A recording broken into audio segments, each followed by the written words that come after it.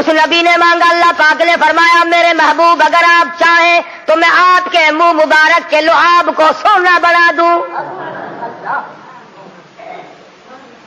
اس نبی نے مانگا، کالی کملی والی ذات نے مانگا، شہنشاہ کائنات نے مانگا، اور یوں کہہ کر کے مانگا الہی تیرا دین کمزور ہے، تیرا اسلام کمزور ہے، صاحب کے بیٹے کو میرا ساتھی بنا دے، تیرے دین میں جان پڑ جائے گی۔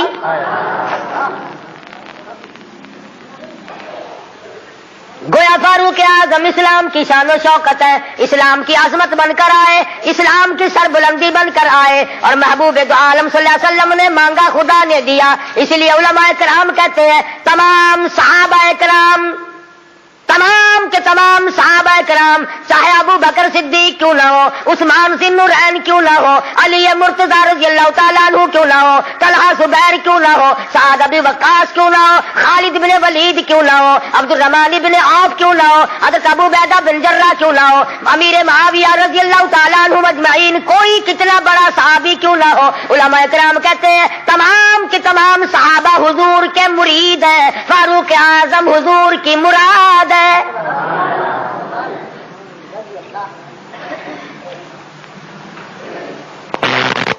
نقطوں سے شان کا پتہ چلتا ہے۔ ایک دن سیدہ عائشہ صدیقہ اور سیدہ فاطمہ الزہرا رضی اللہ تعالی عنہا ماں بیٹی بیٹھی ہوئی تھی۔ آج ہماری عورتیں تو دنیاوی ضروریات کی گپیں ماریں گی، تیرا سوٹ کیسا، میرے جوتے کیسے، تیری چوڑیاں کیسی، تیرا زیور کیسا، تیرا خامن کیسا، تجھے کتنا خرچہ ملتا ہے۔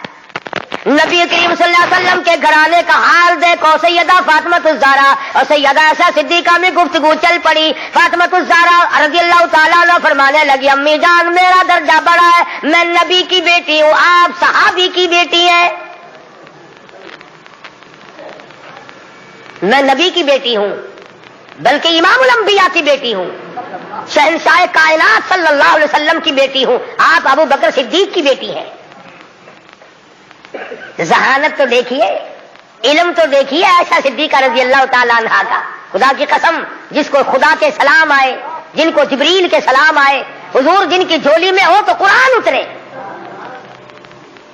سیدہ عائشہ صدیقہ فرمانے لگی بالکل بیٹی ٹھیک ہے، بے شک مانتی ہوں تیرا درجہ بڑا ہے، آپ شہنشاہ کائنات کی بیٹی ہے، امام الانبیاء کی بیٹی ہے، محمد الرسول اللہ کی بیٹی ہے، آپ کالی کملی والے صلی اللہ علیہ وسلم کی بیٹی ہے، میں ابو بکر صدیق صحابی کی بیٹی ہوں، بالکل ٹھیک ہے، مگر یہ رشتے ناتے دنیا کے ہیں، لختے جگر میں نے تیرے ابا سے سنا، شہنشاہ کائنات صلی اللہ علیہ وسلم سے سنا، جس عورت کا نکاح جس آدمی کے ساتھ ہوگا قیامت میں اسی کے ساتھ اٹھے گی، اسی کا پلہ پکڑ کے جنت میں جائے گی، تو خاتون جنت ہے فاطمہ، میں نے تیرے ابا سے سنا ہے اس بات کے مطابق جس وقت جنت کا داخلہ ہوگا تیرے ہاتھ میں علی مرتضی کا ہاتھ ہوگا، میرے ہاتھ میں امام الانبیاء کا ہاتھ ہوگا۔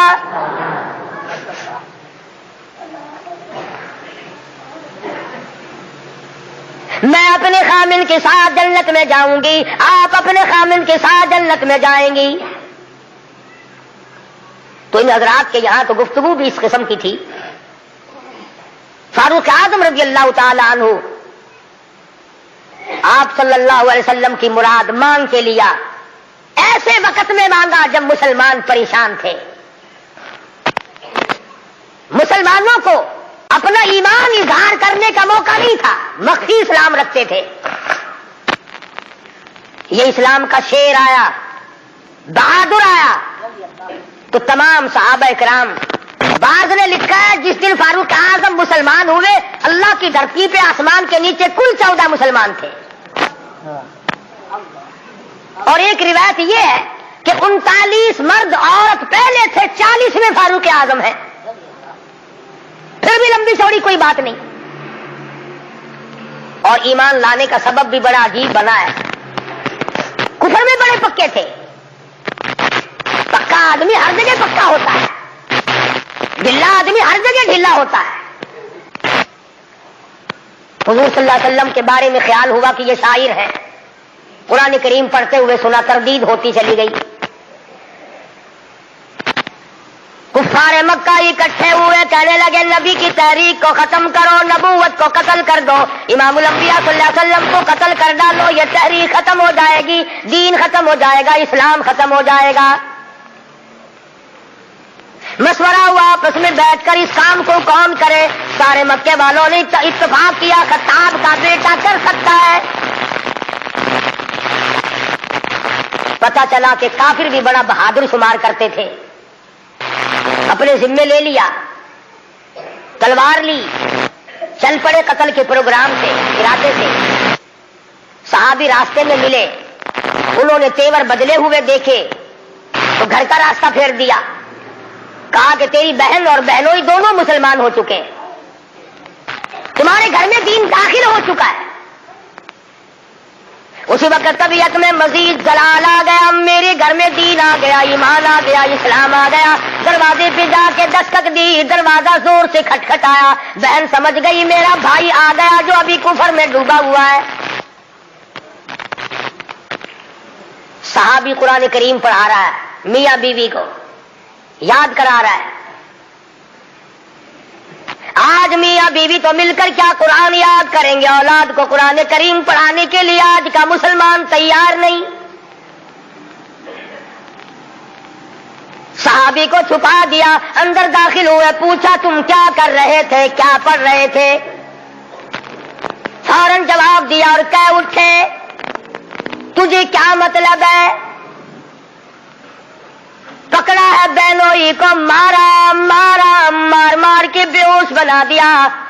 बहन उठी, कहने लगी है उमर आज क्या अपनी बहन को बेवा करने का इरादा है, उजाड़ने आए हो, बसे हुए घर को बर्बाद करने आए हो। बहनोई को छोड़ दिया, बहन को पकड़ लिया, इतना मारा, नाक से खून जारी, आंखों से खून जारी, मुंह से खून जारी, मारा है अपने दीन की वजह से। अल्लाह पाक ने बहन को तौफीक दी, वो कहने लगी है उमर दिल से निकाल दी ये बात कि मार मार के तौहीद की अमानत मेरे सीने से निकाल दोगे। ये तो खून के कतरे कतरे में बसी हुई है, रगो रेशों में बस चुकी है। तू मारता थक जाएगा, मैं मार खाती ना थकूंगी। जिस माँ की छाती का दूध तूने पी रखा है, मैंने भी उसी का दूध पी रखा है। तेरा जितना जी चाहे मार ले, ईमान कार कलमे का इनकार नहीं किया जा सकता। इसलिए शायर कहता बहन बोली उमर हमको अगर तू मार भी डाले, शिकंजों में कसिया बोटियां कुत्तों पे नुचवा दे। जो तेरा जी चाहे कर गुजर, मेरे ईमान की कैफियत है, हम अपने दीन हक से हरगिज़ फिर नहीं सकते हैं। बुलंदी मारिफत की मिल गई है, गिर नहीं सकते। जो तेरा जीता है कर गुजर, कीमा बना सकते हो, बिल्कुल जान खत्म कर सकते हो, पर ईमान का दामन नहीं छुड़ा सकते। औरत जात और हालत ये है दहन से नाम हक, आंखों से आंसू मुंह से खून जारी। उमर के दिल पे इस नक्शे से इबरत हो गई तारी। सोचते हैं मेरे सामने कभी बोली नहीं, आज कैसे बोल रही है, क्या बात है। भाई से डर जाने वाली बहन, रोब खाने वाली बहन, कभी मेरे सामने कलाम नहीं किया। किस चीज ने आज इतनी ताकत दे दी, जुर्रत दे दी, शुजाअत दे दी, बहादुरी दे दी, स्पिरिट दाखिल कर दी। आज मुझे चैलेंज कर रही है, अलल ऐलान करती है तू मारता जा, मैं मार खाती जाऊंगी।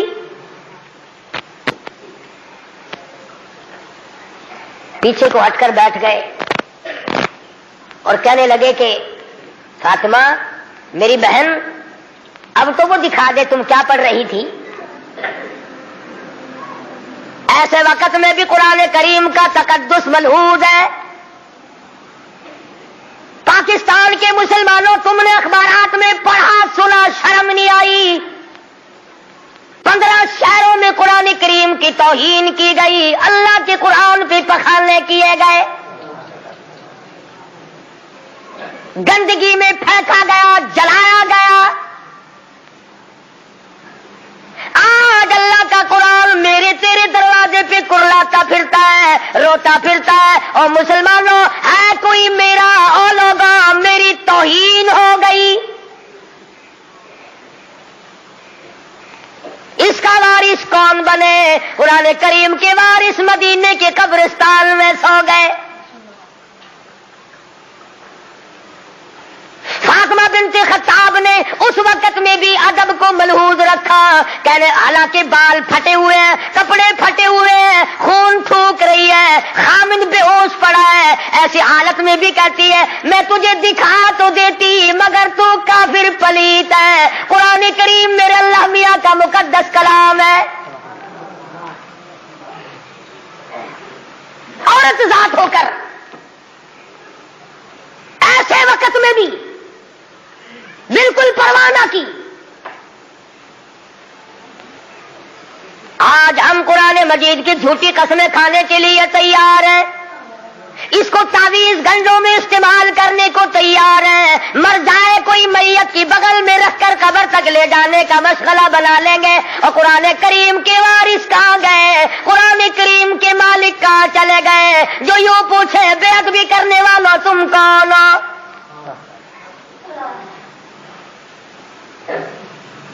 آج اگر کسی حکومت کے بارے میں کوئی بات کر دی جائے فوراً سزا آ جاتی ہے، اگر کسی کے بارے میں کچھ کہہ دیا جائے فوراً قانون حرکت میں آتا ہے، حکومت کے کارندے حرکت میں آتے ہیں۔ اور سی آئی ڈی والوں، انٹیلیجنس والوں، کہاں گیا تمہارا محکمہ؟ اللہ کے قرآن کی بے عزتی ہو گئی۔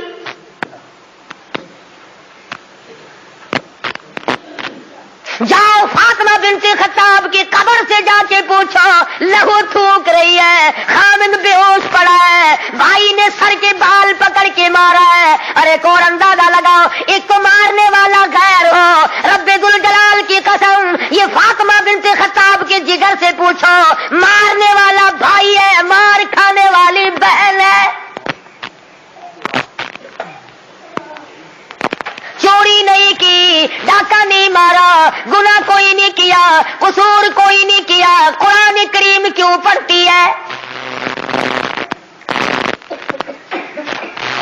کہنے لگی میں تمہیں دکھا تو دیتی مگر تو ابھی کافر پلیت ہے، وہ میرے اللہ کا کلام پاکیزہ ہے، پاک ہے، وہ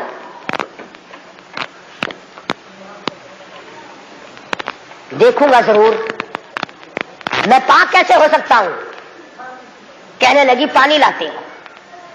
اندازہ لگاؤ، قربان جاؤں فاطمہ بنت خطاب، تیری ایک ایک ادا پہ روتی جاتی ہے، خون تھوک رہی ہے، پانی لا رہی ہے، اور پانی لا کر کے بھائی کے اوپر پانی ڈالتی جاتی ہے، خون بھی تھوک رہی ہے، آنسو بہا رہی ہے، اور آسمان کی طرف چہرہ اٹھا کر یوں چپکے سے جھولی پھیلا دی، الہی باہر کو میں دھو رہی ہوں، اندر کو تو پاک کر دے۔ باہر پانی ڈالنا میرا کام ہے، اندر کو صاف کر دینا یہ تو تیرا کام ہے۔ غسل کرا دیا، قرآن کریم کا ورقہ ہاتھ میں دے دیا، تم سارا قرآن کریم پڑھتے ہو سنتے ہو مگر مردوں کے لیے۔ آج عدالت میں قرآن کریم کے لیے جگہ کوئی نہیں، کچہری میں جگہ کوئی نہیں، مارکیٹ میں جگہ کوئی نہیں، محلے میں جگہ کوئی نہیں، میری تیری شادی میں قرآن کریم کا پوچھنے والا کوئی نہیں، ایوان صدر میں پوچھنے والا کوئی نہیں، کسی معاملے میں قرآن کے جاننے ماننے والا کوئی نہیں۔ ادھر آ، فاروق اعظم نے ایک آیت پڑھی، صرف ایک آیت پڑھی، ادھر حضور صلی اللہ علیہ وسلم کی جھولی پھیلی ہوئی ہے، ادھر فاطمہ بنت خطاب کے آنسو ہیں۔ ایک آیت پڑھنے کے بعد فوراً پکار اٹھے، اے میری بہن مجھے بھی یہ دولت ملنی چاہیے جو دولت تجھے ملی۔ اور فرماتے ہیں فاطمہ میں گستاخی کے ارادے سے چلا تھا، قتل کے ارادے سے چلا تھا، اب میرے گلے میں رسی ڈال کر مجھے گلیوں میں سے گھسیٹ کے دربار رسالت میں لے کے جا۔ سجدہ شکر کیا بہن نے، الہی تیرا شکر ہے میرے بھائی کو ہدایت ہو گئی، میں اپنی ماں بھول گئی، میں اپنا دکھ بھول گئی، اپنی پریشانی بھول گئی، زخموں کو بھول گئی، اے میرے اللہ تیرا لاکھ لاکھ شکر ہے میرے بھائی کو اسلام کی دولت مل گئی۔ دربار رسالت میں سب کہہ دو صلی اللہ علیہ وسلم میں حاضر ہوئے، اسلام سے مشربہ اسلام ہوئے۔ حضور صلی اللہ علیہ وسلم نے وضو فرمایا، نماز کی نیت باندھنے لگے۔ فاروق اعظم نے پوچھا کیا کرو گے؟ کہ نماز پڑھوں گا۔ عرض کیا نماز کیا چیز ہے؟ فرمایا میرے اللہ کا حکم ہے، میرے اللہ کی یاد ہے، عبادت ہے۔ کھاتا نا آخر فاروق ہلکی سے تو نہیں مانگی تھی کالی کملی والے نے صلی اللہ علیہ وسلم۔ بہادر بول اٹھا میرے آقا، وہ دن گئے جب آپ کوٹڑی میں نماز پڑھا کرتے تھے، چھپ چھپ کر نماز پڑھا کرتے تھے۔ یہ آج سے پہلے کی باتیں تھی، ساری دنیا حرم میں عبادت کرے، بیت اللہ میں عبادت کرے، آپ کوٹڑی میں نماز ادا کرے کیوں؟ اسی وقت چلو بیت اللہ میں نماز ہوگی۔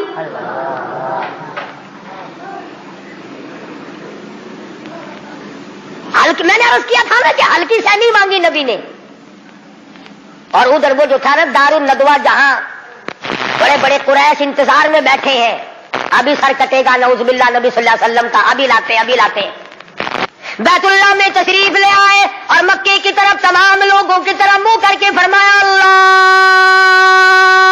اکبر۔ وہ سارے کمیٹی کے ممبر، مرد عورت بچے دوڑے لوگ، کام بن گیا۔ جس کام کے لیے ہم نے بھیجا تھا وہ کام بن گیا۔ نعوذ باللہ نبی کو شہید کر دیا گیا۔ سامنے آئے، فاروق اعظم فرمانے لگے آؤ، جس نے اپنے بچے یتیم کرانے ہو وہ مقابلے میں آ جائے، جس نے اپنی بیوی کا سہاگ اجاڑنا ہو سامنے آؤ۔ وہ دن گئے جب تم میرے محبوب کو تنگ کیا کرتے تھے، اب انگلی کا اشارہ کرو گے میں انگلی کو کاٹ کے رکھ دوں گا، آپ کا اشارہ کرو گے اپنے محبوب کی حمایت میں تمہاری آنکھ نکال کے پھینک دوں گا۔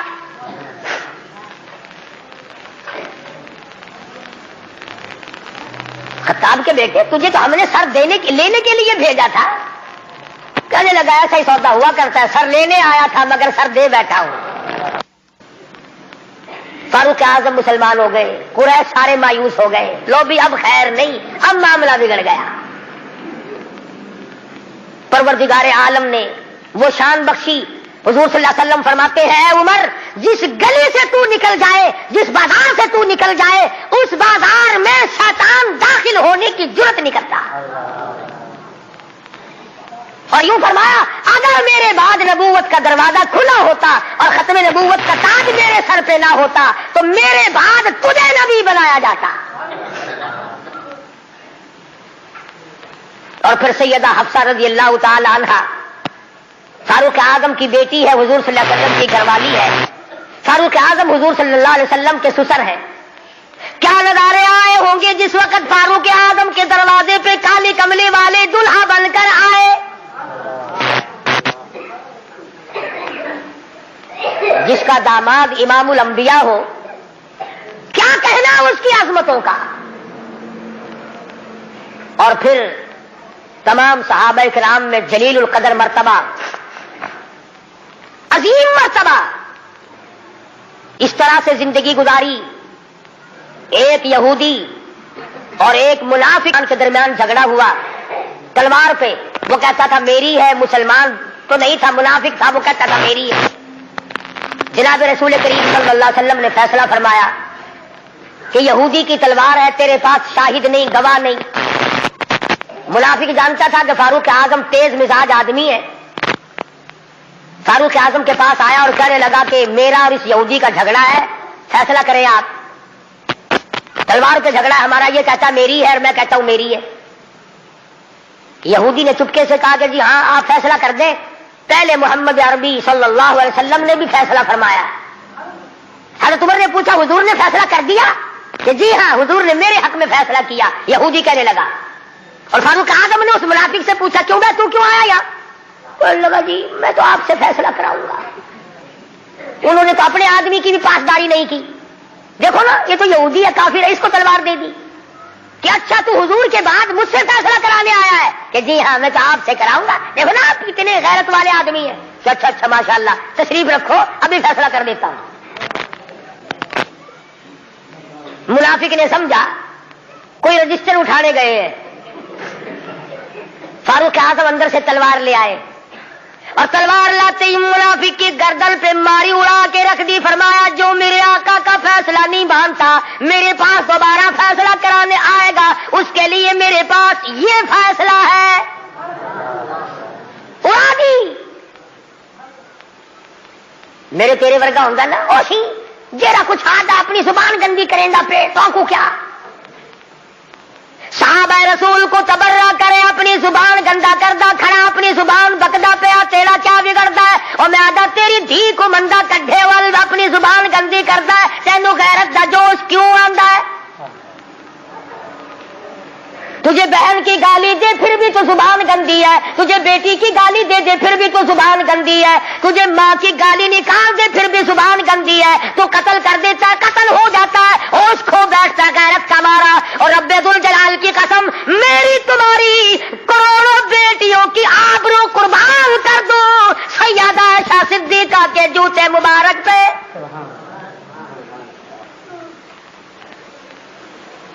क्यों गाली दे कोई किसी को? कहां से जुर्रत आ गई? क्यों जुर्रत करता है कोई किसी सहाबी को या किसी सहाबिया को गाली देने की? वो मजहब किस काम का जिसमें गालियां दी जाए? वो मजहब है कोई? वो इबादत है कोई जिसमें गाली हो, सब्बो सितम हो, तबर्रा हो? आज अगर किसी मुगलिया खानदान के फर्जंद की हुकूमत होती, हम फिर देखते कि कौन है अमीर मुआविया को सबको सितम करने वाला और कौन है अम्मा आयशा को भोगने वाला।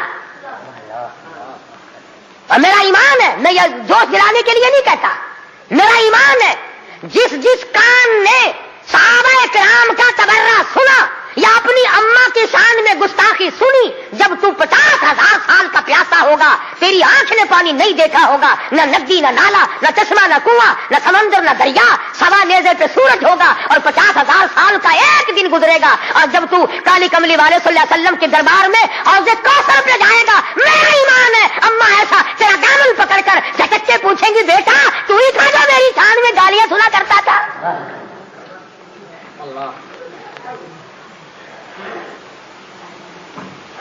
तमाशा नहीं है, दीन है, दीन।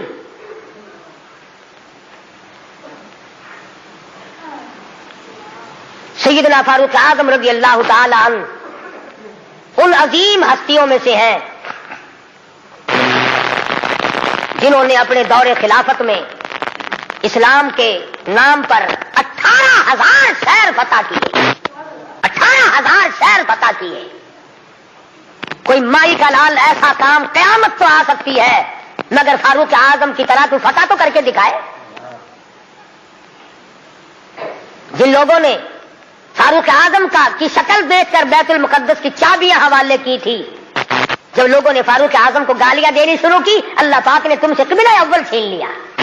तुम इस काबिल ही नहीं जिसके चेहरे की बरकत से तुम्हें बैतुल मुकद्दस मिला था, उसको बकवास कर रहे हो। जाओ अब बैतुल मुकद्दस मैं यहूदियों को तो दे सकता हूं मगर गालियां देने वालों को नहीं दूंगा। बड़ी अजमत के मालिक है सैयदना फारूक आजम रज़ी अल्लाह ताला, जिन्होंने अपने दौरे खिलाफत में वो अदल किया। अब वो मुनाफिक की गर्दन जो उड़ा दी ना, मुनाफिक तो बेशुमार थे, ऊपर से मुसलमान बने हुए थे, अंदर से पक्के यहूदी थे। हाय हाय देखो बिल्कुल बेगुनाह अपने दरवाजे पे, अरे भाई इकराम करना चाहिए था, कलमा गो को कत्ल मार कर दिया। हाय हाय हाय सारे इकट्ठे होके और दरबार रिसालत में गए, दरबार रिसालत में गए। हाय मर गए, हाय मर गए, हाय हाय। हुज़ूर सल्लल्लाहु अलैहि वसल्लम ने पूछा क्या हुआ? अरे बस वो तुम्हारा है ना, वो कौन? अरे वो बड़ा तो आपने बड़ा बना रखा है ना उसे, कौन? अजी वो है ना जिसको फारूक आजम कहते हैं उमर। हाँ हुज़ूर सल्लल्लाहु अलैहि वसल्लम ने फरमाया हाँ हाँ क्या बात है? बिल्कुल बेगुनाह, बेकसूर, बेखता, बड़ा नेक आदमी, हाजी गाजी नमाजी, तलवार मारी गर्दन उड़ा दी मुसलमान की। हाँ यही तो दुख हुआ, मुसलमान को मार दिया, बदला दिलवाओ जल्दी करो। उन्होंने सोचा चलो हमारा तो एक कमीना गया पर बदले में फारूक आजम को कत्ल करेंगे। इमाम इमाम उल-अंबिया महबूब किबरिया हजरत मोहम्मद मुस्तफा सल्लल्लाहु ताला अलैहि वसल्लम ने फारूक आजम को बुला भेजा। बुला के फरमाया, ए फारूक ये क्या बात कह रहे हैं? कहते एक मुसलमान को आपने कत्ल कर दिया बगैर किसी वजह के। फारूक आजम परेशान हुए, मैं अब क्या करूं? उधर से जिब्रील अमीन कुरान लेकर आ गया, फला व रब्बिक। लोगों, वो कितनी बड़ी शान के मालिक होंगे जिनकी जरूरतों के मुताबिक कुरान उतरा। फला व रब्बिक, ऐ मेरे महबूब तेरे रब की कसम, मुझे अपनी कुदरत कामला की कसम, मुझे अपनी उलूहियत की कसम, मुझे अपने जलाल की कसम, मुझे अपनी परवरदिगारी की कसम, ला युमिनून, उस वक्त तक कोई मुसलमान हो ही नहीं सकता, मुसलमान बन ही नहीं सकता, हत्ता युहक्किमूका फीमा शजरा बैनहुम। और मेरे महबूब जो तेरे फैसले को पलट दे, जो तेरा फैसला न माने, वो मुसलमान कहेगा मैं खुदा कसम खाता हूं फारूक ने मुसलमान नहीं मारा बल्कि यहूदी मुनाफिक मारा है।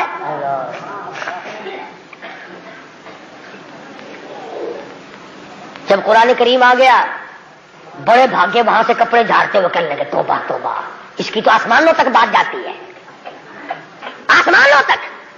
वो फारूक बैतुल्लाह में मदनी करीम सल्लल्लाहु अलैहि वसल्लम तशरीफ फरमाए, अर्ज किया मेरे आका मेरा दिल चाहता है कि मकाम इब्राहिम पे 2 रकात पढ़ा करूं। फरमाने लगे, उमर अल्लाह के अमर के बगैर मैं तो सांस नहीं लेता। उसी वक्त कुरान करीम आ गया, वत्तखिदू मिन मकाम इब्राहिम मुसल्ला।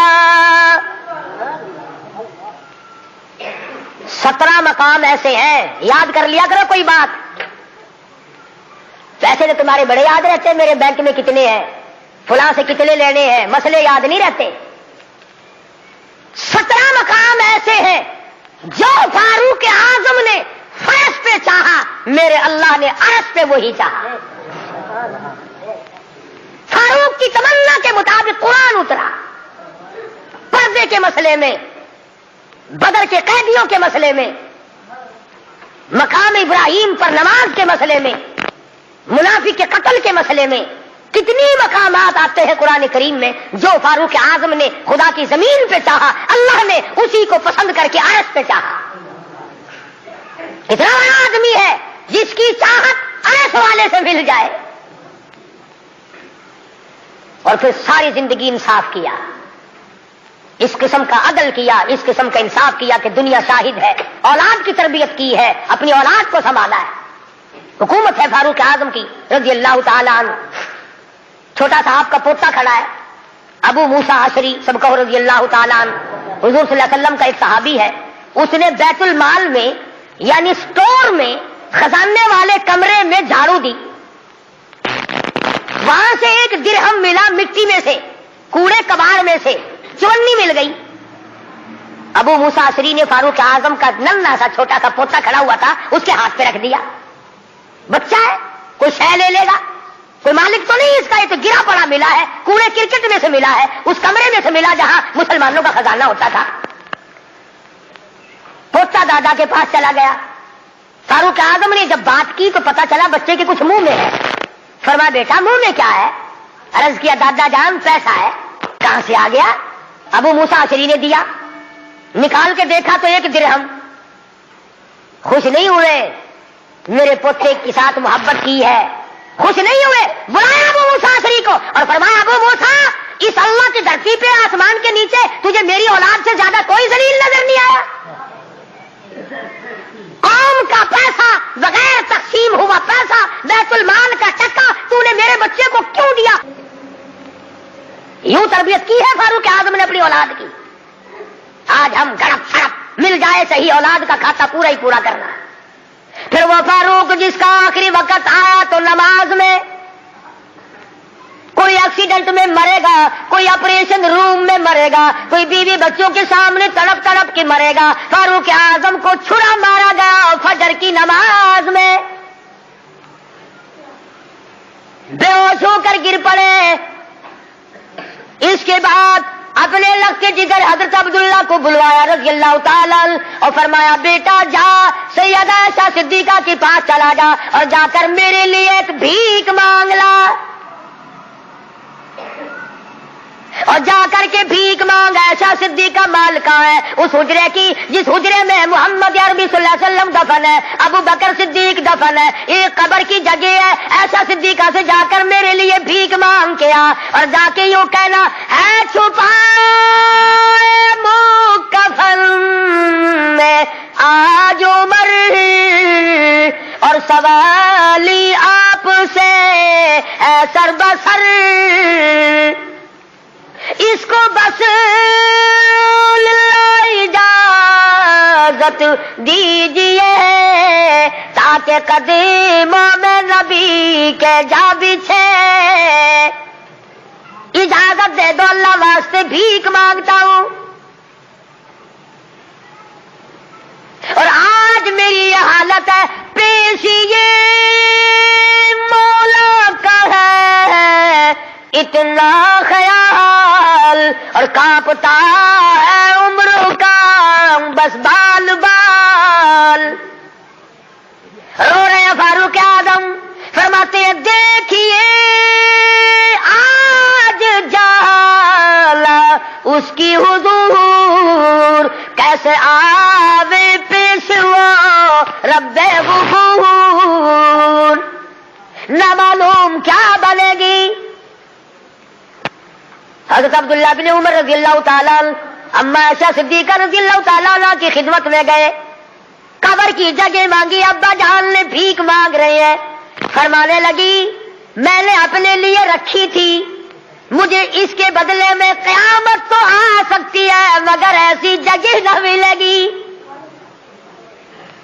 واہ عائشہ صدیقہ تم نے اچھا صدقہ کیا، تاریخ کو شرمندہ کر دیا۔ ارے 4 پیسے اللہ نام پہ دو گے تمہیں امید اور مل جائیں گے، کپڑا دو گے تمہیں امید اور مل جائے گا، کھانا دو گے تمہیں امید اور مل جائے گا، مکان دکان دو گے تمہیں اور مل جائیں گے، لیکن عائشہ صدیقہ جانتی ہے نہ اور نبی آئے نہ ایسا حجرہ بنے، یہ تو جنت کا ٹکڑا ہے۔ عائشہ صدیقہ کو پتا ہے کہ یہ وہ زمین ہے، زمین کے وہ ذرے جو حضور صلی اللہ علیہ وسلم کے جسم اقدس کو لگے ہوئے ہیں، ان کا درجہ عرش عظیم سے بلند ہے۔ مگر اب عائشہ فرماتی ہے رضی اللہ تعالیٰ عنہ کہ کوئی اور ہوتا تو میں انکار کر دیتی، فاروق کو انکار کرتے شرم آتی ہے، میرے محبوب نے اللہ سے مانگ کے لیا تھا، جہاں میرا اللہ مالک ہے میں نے دے دی۔ جب واپس آئے حضرت عبداللہ بن عمر، ادب دیکھو، فرمایا مجھے اٹھا کے بٹھاؤ، اما عائشہ کا جواب لیٹ کر سننا بے ادبی سمجھتا ہوں۔ اٹھا کے بٹھایا، بتایا کہ اجازت مل گئی، رونے لگے۔ انصاف کا دم بھرنے والوں، عدل کا نام لینے والوں، فاروق کا آخری انصاف دیکھو، آخری۔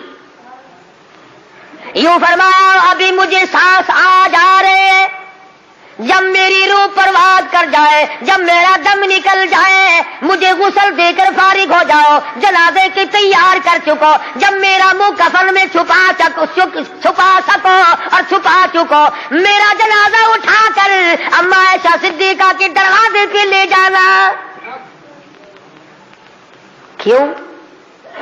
کیا کریں گے وہاں لے جا کر؟ فرمایا قیامت تک کے آنے والے لوگ یوں نہ کہیں زبردستی لے لی ہوگی، ورنہ ایسی جگہ کون دیا کرتا ہے۔ حکمران جو تھا 22 لاکھ مربع میل کا حکمران جو ہے، بادشاہ جو ہے 18,000 شہروں کا فاتح جو ہے، او میاں دبا کے لے لیا ہوگا، کون ایسی جگہ قبر کی جگہ دیا کرتا ہے؟ فرمایا جب میں نہ بول سکوں، میں خاموش ہو جاؤں ہمیشہ کے لیے، میری حکومت نہ رہے، میرا اقتدار نہ رہے، میری حکمرانی نہ رہے، منہ کفن میں چھپا ہوا ہو، اما عائشہ صدیقہ کے دروازے پہ رکھ دینا، پھر اجازت مانگنا کہ آج بھی اجازت پھر دو، اگر اجازت دے تو حضور صلی اللہ علیہ وسلم کی قبر کے برابر دفن کرنا، اگر اس وقت اجازت نہ دے تو جنت البقیع میں دفن کر دینا۔ کتنا بڑا انصاف ہے اور کس قدر خدا کا خوف ہے۔ فرمایا اگر وہ تم نے ایسا نہ کیا قیامت میں ڈر ہے کہیں شرمندہ نہ ہو جاؤ۔ جس نے ساری رات لوگوں کی چوکیداری کی، पहरेदारी की, जो अपनी पीठ पे उठाकर आटे और खजूरों की बोरियां गुरबा को ला के देता था, जो यतीमों और मोहताज और गरीबों का खाना पकाया करता था। जब फारूक आजम का इंतकाल हुआ, मदीने के यतीम रोए, मदीने के बेवाएं रोई, मोहताज रोए, अब कौन हमारी खबरगिरी किया करेगा। तो यकुम मुहर्रमुल हराम फारूक आजम रज़ियल्लाहु ताला अन्हु की शहादत का दिन है। अफसोस ये है कि हमें पता ही नहीं कौन शहीद हुआ, कौन आम मौत मरा है। उस्मान ज़िन्नुरैन शहीद मदीना है रज़ियल्लाहु ताला अन्हु, फारूक आजम शहीद मदीना है, बल्कि शहीद मस्जिद नबवी है। हुजूर सल्लल्लाहु अलैहि वसल्लम के मेहराब पे, हुजूर के मुसल्ले पे खड़े हुए फारूक आजम को छुरे मारे गए। और फिर इससे बढ़कर क्या प्यार होगा। तुम सारे कुरान को ठीक है याद रखो, हदीसों को याद रखो, तारीखी वाकयात को याद रखो, और जिसे शक हो, जिसे यकीन ना हो, वो आज मदीने चला जाए और जाके पूछे, काली कमली वाले, ये तेरी बाईं तरफ कौन सोया हुआ है। हुजूर सल्लल्लाहु अलैहि वसल्लम ने फरमाया, हा कज़ा नुबात यौमल क़ियामा, हम क़याम एक हाथ में हाथ सिद्दीक़